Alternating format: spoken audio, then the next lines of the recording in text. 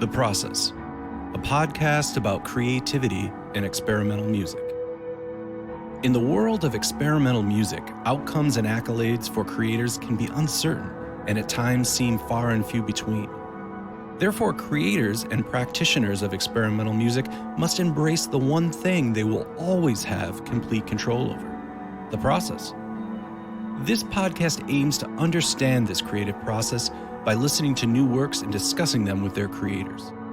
Each episode focuses on one creator and their music. Understanding how and why they create can inform aspiring creatives and help audiences better understand and navigate experimental music.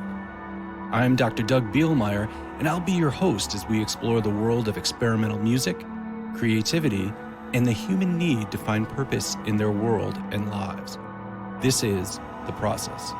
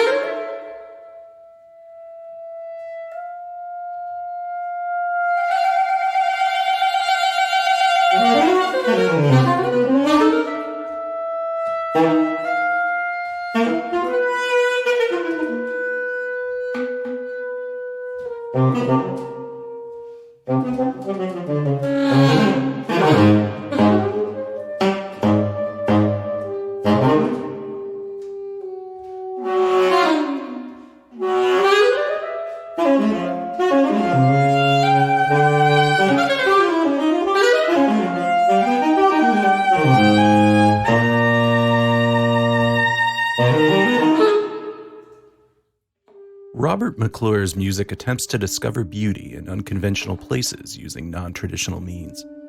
Visual art, poetry, the natural world, neurological and mathematical concepts are all elements that influence McClure's work. His work has been featured at festivals including the New York City Electronic Music Festival, the Beijing Modern Music Festival, the Toronto International Electroacoustic Symposium, Seamus, IDRS, ISCM, and ICMC. His works may be found through the Adjective New Music LLC, Bakovich Music Publications, Imagine Music Publications, Innovative Percussion Media Press Incorporated, Resolute Music Publications, and Tap Space Publications, as well as on the Ablaze Albany and New Focus record labels.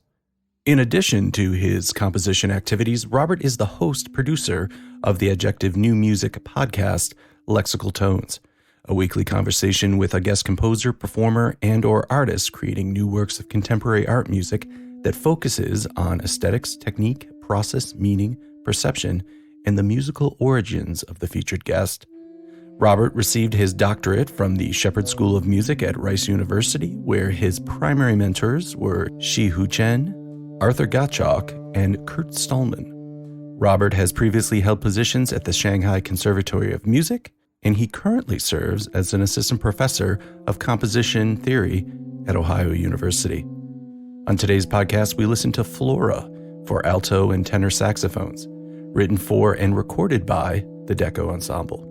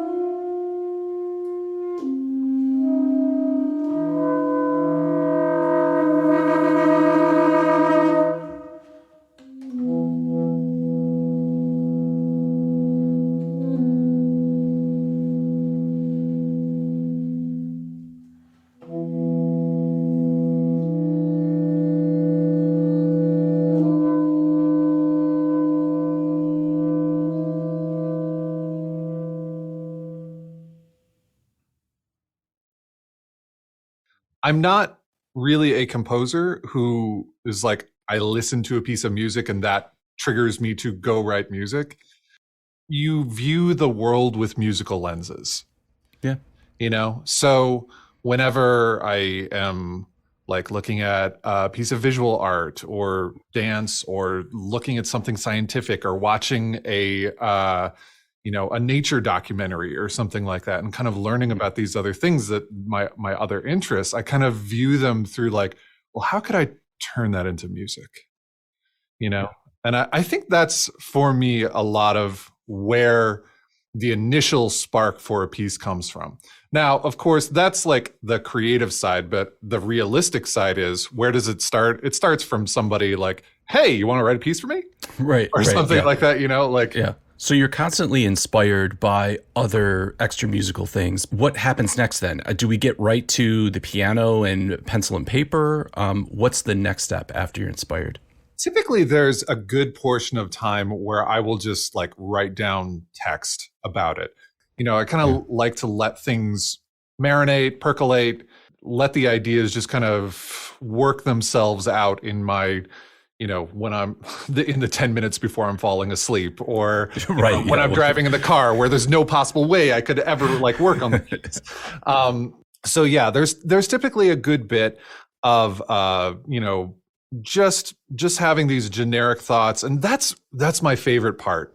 That's my favorite part of the compositional process, is when the piece is vague in details, but also the feeling of it is just absolutely crystal clear in your mind. It's when you get to the like, hey, let's choose some notes and rhythms, that I'm like, ugh, this is a little bit of a drag right now.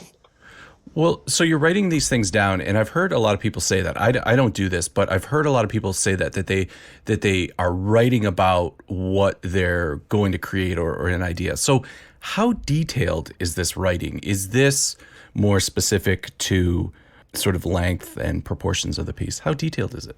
It kind of depends. Actually, I'm pulling open my notebook from Flora right now, and that piece it really started with the ensemble. So I had a meeting with them, and I wrote down a bunch of ideas from them. But then I'll just read you my first page for Flora. Ideas underlined at the top. Need a theme to tie them together. Isolation, because this was written during quarantine. Yes. I think everyone's dealing with that. Yeah. I was reading Big Sur by Jack Kerouac at the time. Oh, everything is a musical event. We were just talking about that. And by we, I mean another guest. So yeah. I had also kind of picked up and put down a bunch of times Walden. So I was like, are any of these things doing it for me? Not really. Colors, maybe minerals, plants. I've been so interested in this for another project, and it's like that's usually how it runs. So they're almost like prompts for they're like questions saying, look more into this. What about this? Yeah. I was just gonna the piece I'm working on right now. The very first page of it was try working with this pitch system. It's going to start with a chord progression that's maybe even serialized, and the chord progressions will dictate the scales that you actually hear, and the chords will be in the electronics, and so it's just these vague ideas to begin with. But I actually like what you just said there. They are kind of prompts, like think about this, could this do that? So we have these prompts, and at some point we do get to notes on a page. If it's that type of piece. If it's an electroacoustic piece, maybe not. But, in the instance of Flora, I mean, you had musicians, and, the most common way to communicate with musicians is to put notes on a page. So when do we get to that stage? And then how involved are the musicians in that stage of actually putting notes on a page? That stage happens when it... kind of the last possible moment it can happen. When it has to, right? Yeah, when it has to happen. When it has to happen, exactly. Those deadlines are very useful. Yep. It typically happens in front of a piano, pencil and paper, with my notebook in front of me, with my ideas. If I've already done some like pre-compositional pitch systems or other stuff. That is all sitting in front of me. And I like to do all that work up front so that when I get to the piano, I'm not thinking, oh, well, let me take this set and transpose it and invert it, and that gets me my next pitch set. It's like, no, I want to have all of that in front of me so I can sit at the piano and I can improvise with the materials I've already developed.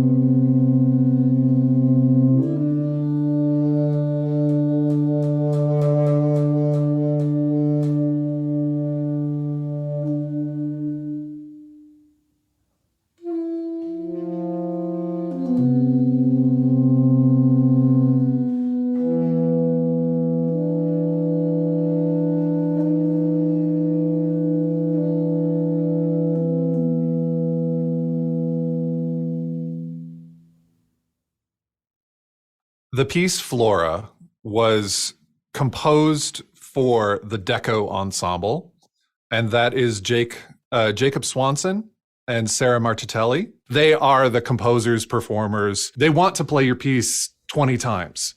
They want to work with you. They want to try things. They're extremely creative and I mean, immensely talented. So it was just fantastic working with Jake and Sarah. Tell me a little bit about this sort of source of inspiration and how that turned into 6 miniature pieces that create Flora, or that make up Flora. The whole reason it's plants is just because I was actually interested in color theory first. Yeah. And the 6 plants represent the 3 primary and 3 secondary colors.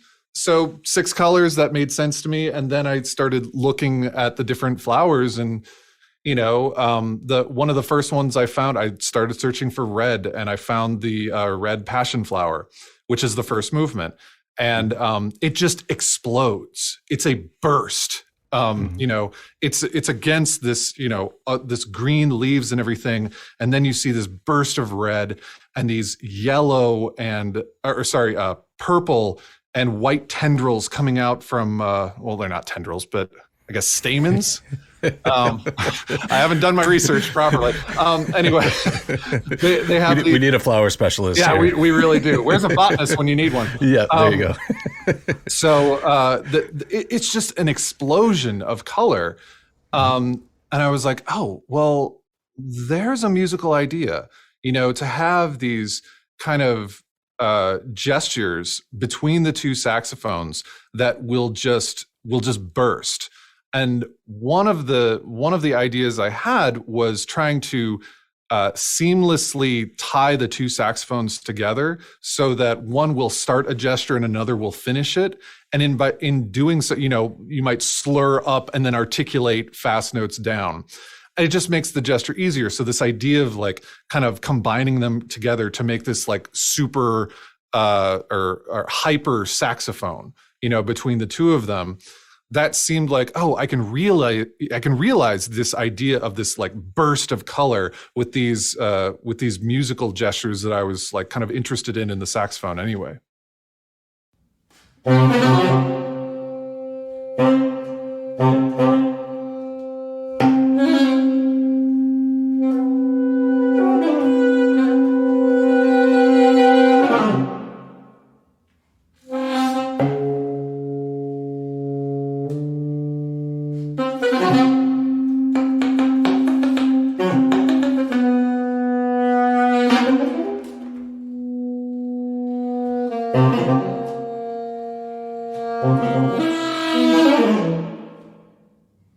One thing I noticed, and this was very striking even before I looked at the score, like just listening to the piece, when we get to miniature 4, it felt like now there was some aleatory going on, or there felt like there was some freedom that wasn't in the other miniatures. And looking back, you mentioned in the program notes that you were working with something called a proportional score.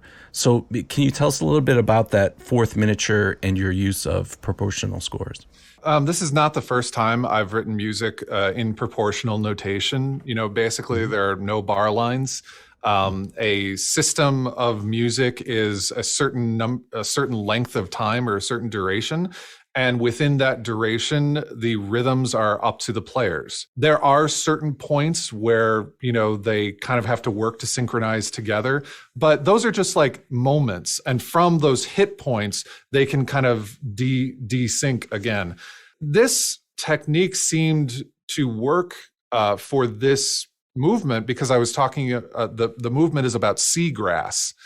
And, if you imagine, waves Absolutely. moving through seagrass, it's not metric.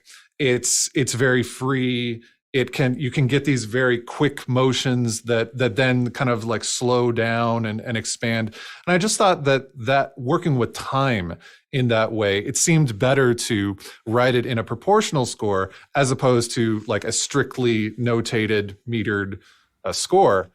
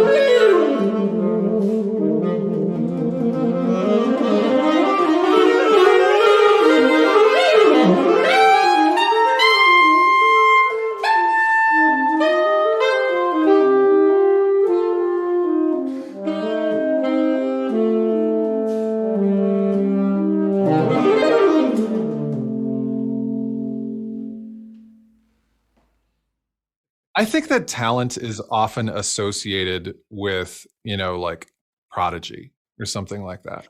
Yeah. And I have never really been all that impressed by prodigy. I am very impressed by someone who plays the long game, someone who works at it, keeps going, they change. We have to separate talent and ability. Right. Some people are they just naturally have ability,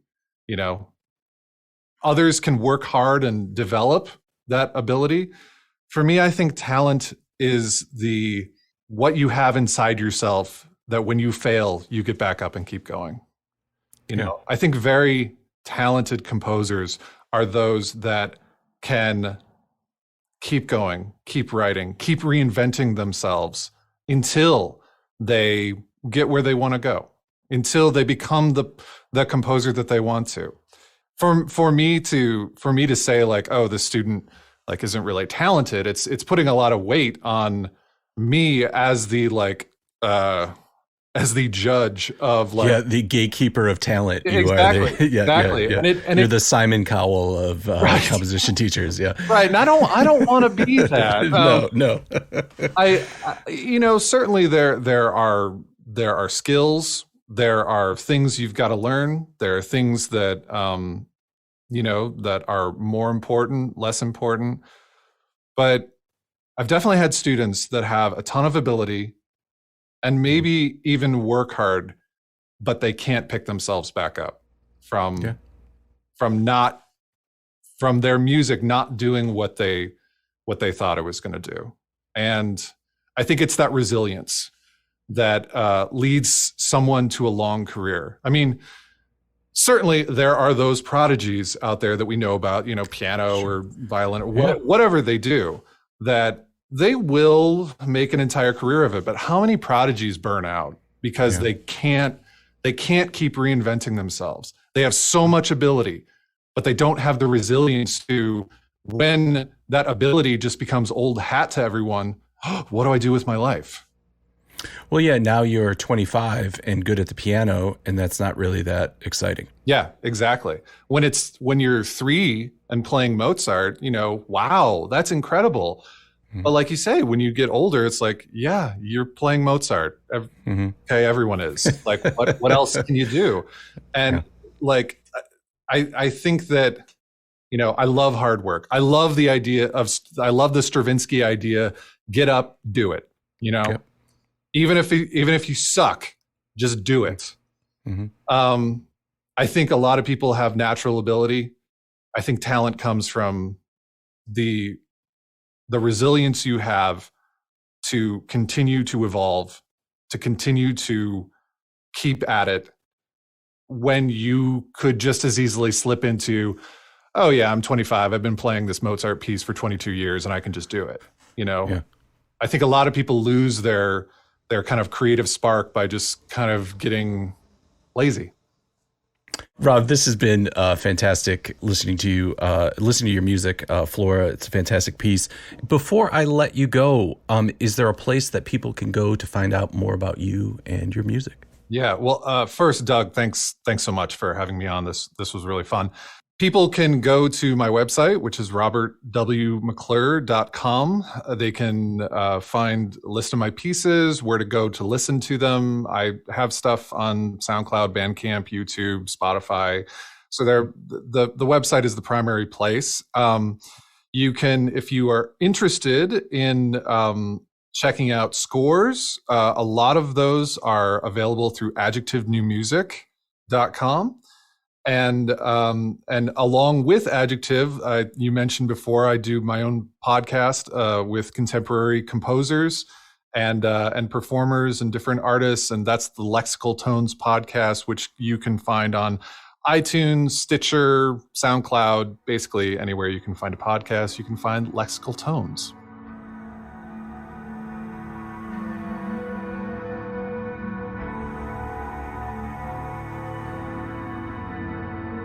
Thanks to Rob for sharing his time and music with us. If you enjoyed this episode, please check out other episodes in the series. And as always, like, subscribe, and leave a comment on your preferred podcasting app. I'm Dr. Doug Bielmeyer, and this has been The Process.